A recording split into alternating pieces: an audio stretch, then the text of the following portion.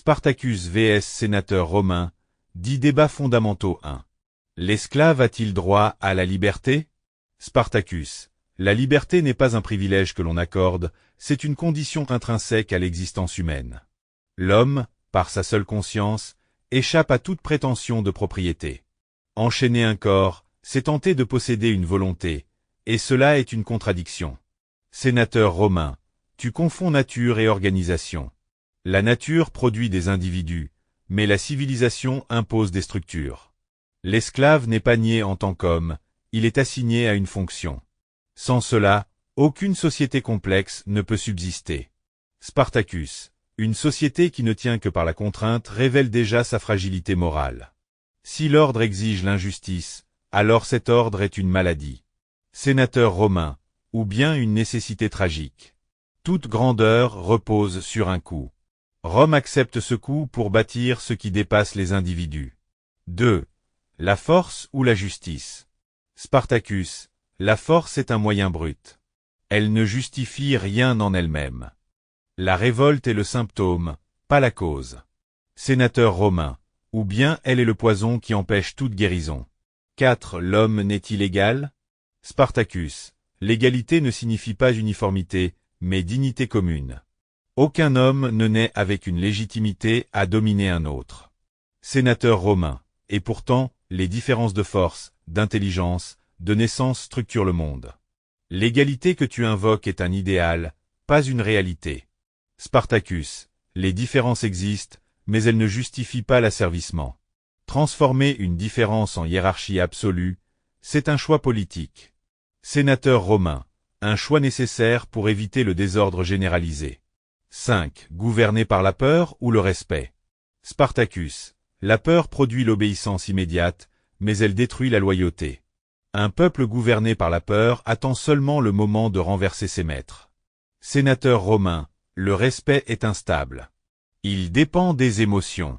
La peur, elle, est constante. Elle garantit que les lois seront suivies, même contre les désirs. Spartacus. Tu construis un calme artificiel. Sous la surface, la colère grandit. Sénateur romain. Et pourtant, Rome dure. Preuve que la peur peut être un fondement solide. 6. L'honneur dans la guerre. Spartacus. L'honneur réside dans la cause pour laquelle on combat. Mourir pour sa liberté donne un sens à la mort. Sénateur romain. L'honneur ne réside pas dans l'individu, mais dans l'institution. Mourir pour Rome, c'est participer à quelque chose d'éternel. Spartacus. Mais si cette éternité repose sur l'oppression? Sénateur romain. Alors elle est tragique, mais nécessaire. 7. L'esclavage est-il naturel? Spartacus. Rien de ce qui exige la violence constante ne peut être qualifié de naturel. L'esclavage doit être maintenu par la force, preuve qu'il contredit profondément l'homme. Sénateur romain. La nature elle-même est domination. Les plus forts imposent leur volonté. Rome ne fait qu'organiser ce principe. Spartacus. Transformer un fait en règle morale est une erreur. Que quelque chose existe ne signifie pas qu'il soit juste. Sénateur romain. Et vouloir abolir ce qui existe sans alternative viable est une naïveté dangereuse. 8. Le pouvoir corrompt-il? Spartacus. Le pouvoir sans limite éloigne l'homme de toute responsabilité. Il devient juge et parti, et finit par ne plus voir l'autre comme un égal. Sénateur romain. Ou bien le pouvoir révèle ce que l'homme est déjà. Rome n'invente pas la cruauté, elle l'utilise. Spartacus. C'est précisément le problème. Tu institutionnalises le pire. Sénateur romain. Nous institutionnalisons l'efficacité. 9. La liberté vaut-elle le sacrifice? Spartacus. La liberté donne une valeur à la vie. Sans elle, vivre devient simplement persister. Le sacrifice est le prix de la dignité. Sénateur romain. Mais combien meurent pour une liberté qu'ils ne verront jamais? N'est-ce pas un pari irrationnel? Spartacus. Chaque sacrifice ouvre une possibilité. Sans cela, rien ne change jamais. Sénateur romain. Et pourtant, la majorité préfère vivre, même enchaînée. 10. L'héritage, idée ou empire? Spartacus. Les empires sont matériels, donc mortels.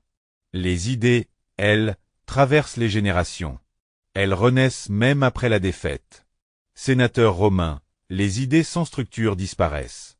Rome donne une forme durable au concept. Spartacus, mais cette forme les déforme. Sénateur romain, ou les rend réels. Ou trop alors. Qui a le dernier mot? Spartacus, la voix de la liberté et de la dignité humaine. Ou le sénateur romain, défenseur d'un ordre puissant mais impitoyable? Dis-moi ton vainqueur en commentaire, laisse un like si ce type de débat t'intéresse et abonne-toi pour ne manquer aucune prochaine confrontation.